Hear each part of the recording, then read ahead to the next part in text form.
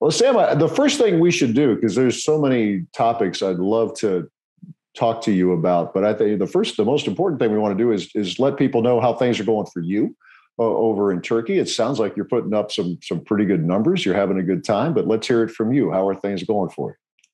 Things are great. I love it here.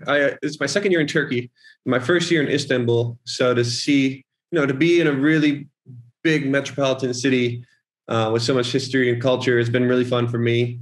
On the human side, just to get out and about and see a new place and really, really just enjoy every aspect of it. And kind of be a tourist every day is awesome. But basketball wise, it's been great.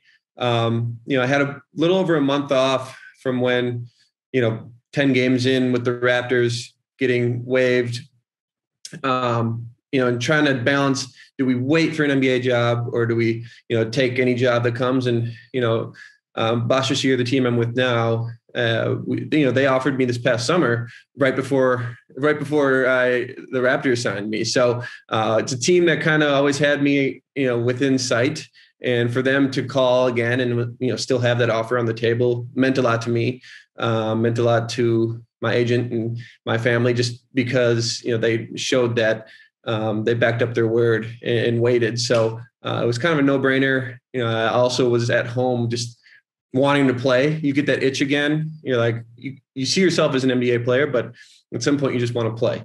And I wanted to come back to a place with a good league and a place where I know how the game is played, which has been great. So I've been here, I think 8 games now.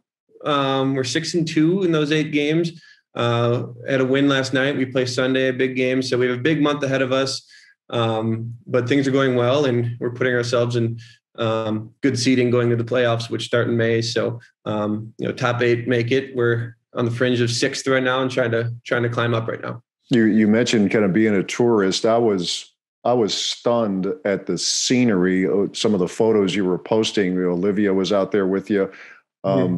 That's a beautiful, beautiful part of the world, right? It seems you're exploring as much as you can, right? Yeah, absolutely. Well, it's where the East meets the West. I live on the Asian side of Istanbul, but the very tourist area is also is European. So you cross one bridge and you're in a different continent. So this was a very sought after, plot of land since the dawn of man. So it's fun to wake up every day and be right on the water here. It's dark out now and it's actually starting to snow. So I feel like I'm at home talking to you. I could be in Wisconsin right now, but being on the water and being in a place of so much historic significance is really cool to me. And it's something I enjoy to do. And then playing here and living here at the same time is a treat.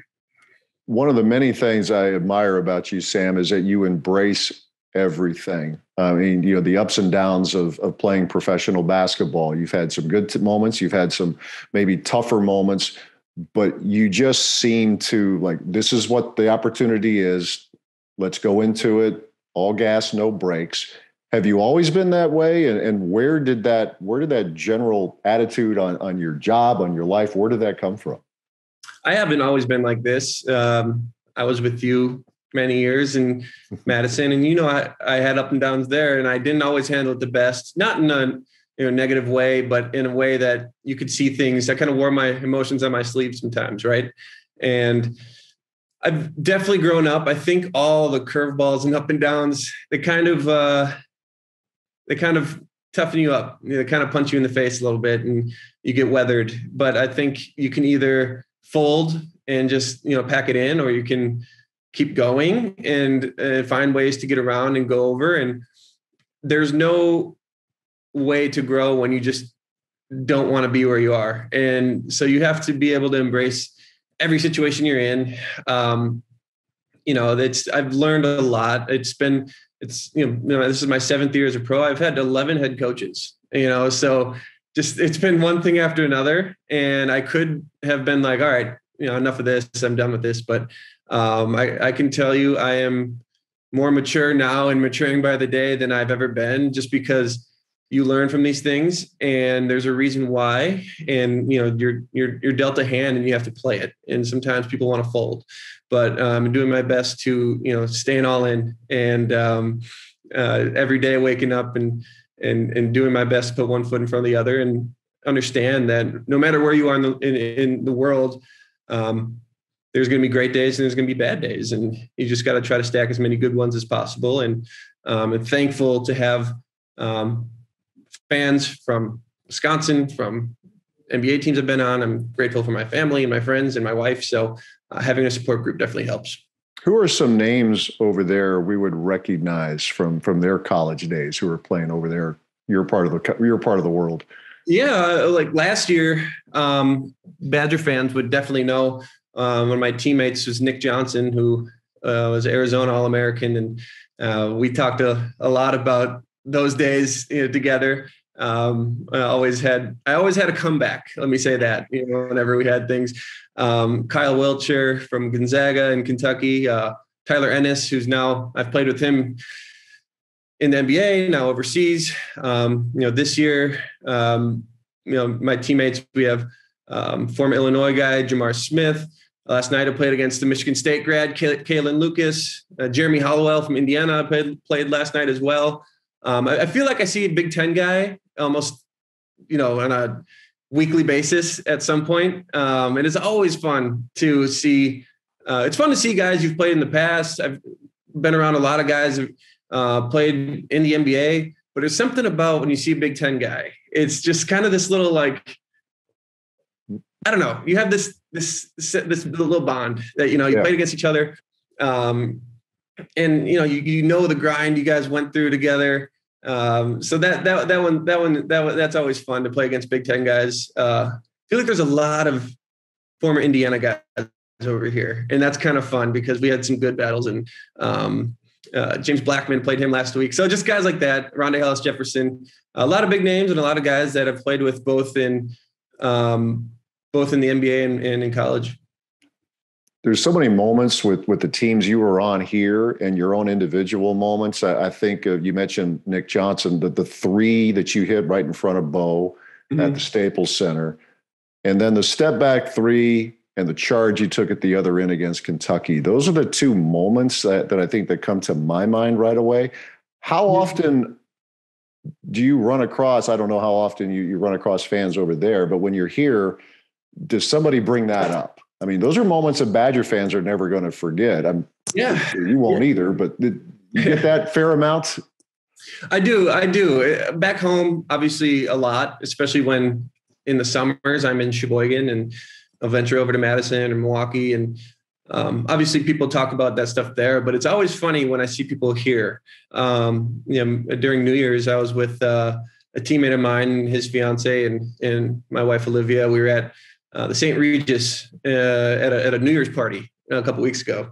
And there was a family next to us speaking English. And, when it's an American family, just off of, you notice those things more over here. So I went to introduce myself, and he's a guy from North Carolina, and a very good family. They're there on a trip. And we introduced each other. He's like, your name's familiar. I didn't divulge my whole story, but he came back over and he's like, I just texted my buddies who big Tar Heel group. And they were all, sending him messages and videos from our playing days. And we played North Carolina in the NCAA tournament.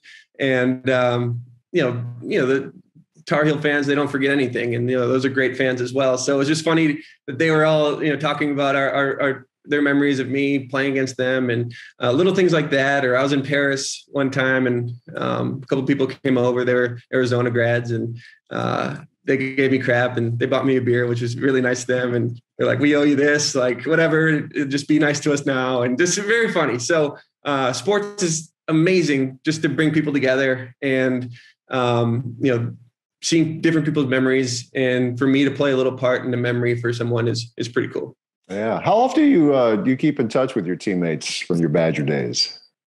All the time. I was texting Shoei yesterday, Zach Showalter. I talked to Josh Gasser on probably a weekly basis, and Ben Brust, we talk all the time, and he's been busy with Buck stuff. And it's funny, Jared Bergeron texted me today. I talked to Nigel because he's over here. Nigel's playing very well this year. He's in Barcelona, who's number 2 in EuroLeague right now. So it's really fun watching him, and Douye's over here. So it's been good. I keep in contact with everybody for the most part.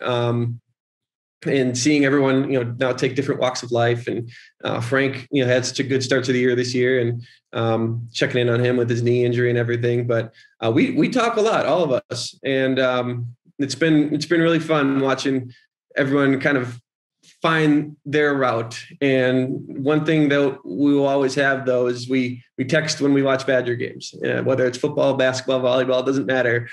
We text during those, and those are some of my favorite moments. And when I'm feeling homesick, those are the conversations I'm laughing at the most or enjoying the most. And I will let you know we are having a lot of fun watching this team. It's a fun team to root for. It's easier to put your fandom hat on watching these guys. They really embrace what it's about, and it's been a joy to watch. Yeah, I was telling you before we started recording, in some ways it reminds me of you guys because you had such a great time with one another on and off the floor. Besides the obvious, I guess, Sam, of Johnny Davis's talent, just what you are seeing in games, what jumps out to you the most about this team? Yeah, I mean, you say Johnny, it's hard not to see the talent jumps off the page when he's out there. But one thing I've really loved watching is these guys are they are accepting who they are as players, right? And that takes a mature kid, a mature person, I should say, not a kid. It takes a lot of us don't accept who we are, in our jobs often. But take Tyler Wall, for example. He knows who he is and knows who he isn't, and watching him grow and figure out who he is and what he is a guy that plays great defense, great energy, and he knows he has great size and length. And his offensive game used to be, and sometimes still is, clunky, but now he's learned how to use that to his advantage. And you see some of these big nights he's had, and without him, they don't win a lot of these games.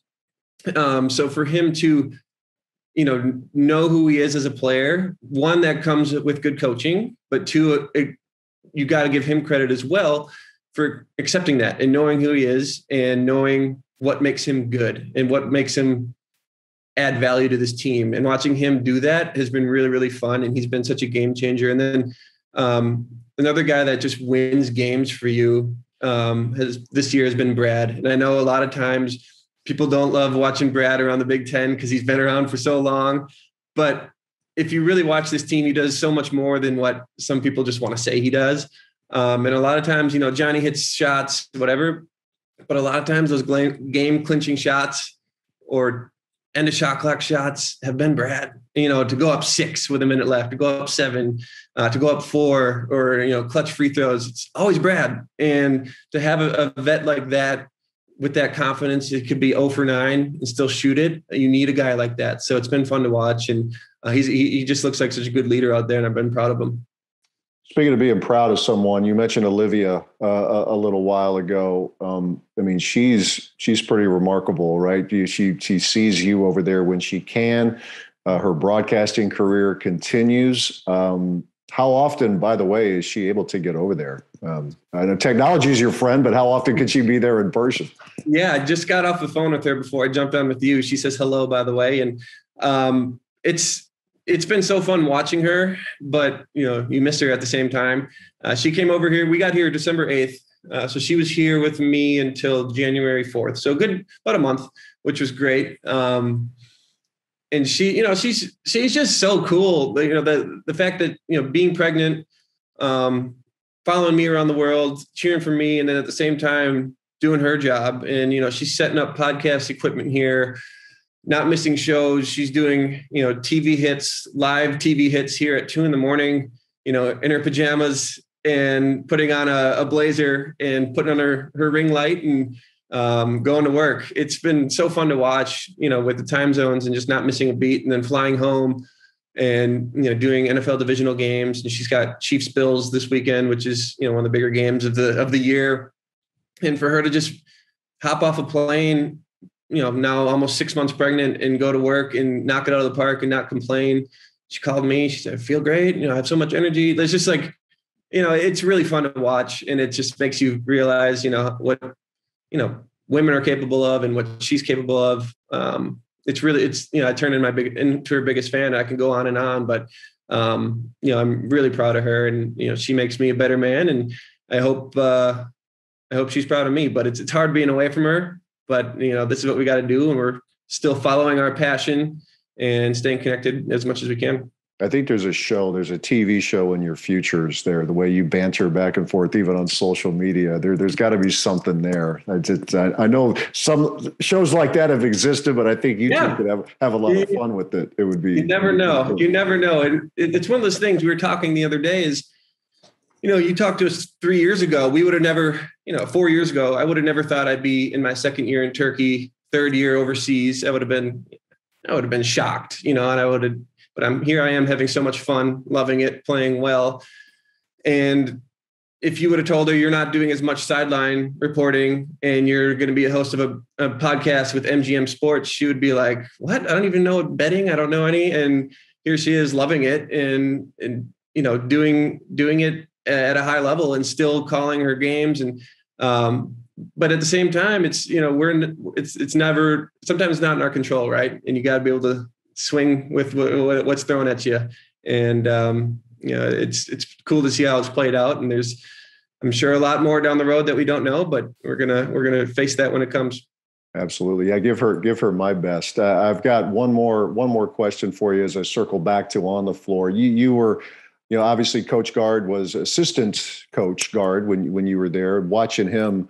And now his 7th year, 6 full as the head coach. How cool is that for you to watch him enjoy the success of this team, the teams he's had, but especially this team? Yeah, no, it's been really fun to watch. I still text him and he texts me, and we keep tabs on each other. And that's a cool thing about college sports is, you're always connected in that way. It's always going to be rooting for each other and because what you went through together. And I always said, no one worked harder than Coach Gard. His scouts were always the most thorough. His reports were always the most thorough. His tape was always the most cut up. And you always knew when it was a Coach Gard scout. And a lot of times it was Michigan State, and he takes the Michigan State game very, very seriously. So I know, when the Spartans come to town, that's a game he wants. But, aside from all that, it's been fun watching him kind of become his own brand as a coach, right? Because, you're under Coach Ryan for so many years and helping him and assisting him. But now he's got his own way. And I can see that a little bit. It's been cool to watch. He's, especially this year, the way he's given these guys so much confidence. You can just see it. He's rooting for them. He's cheering for them. He's got their backs.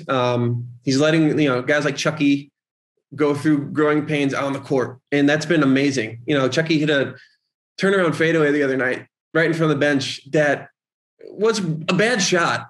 But the fact that he didn't think twice to shoot it was like really, really cool, because I was, that comes from one, Coach Gard giving confidence to his players, especially a young 18-year-old kid.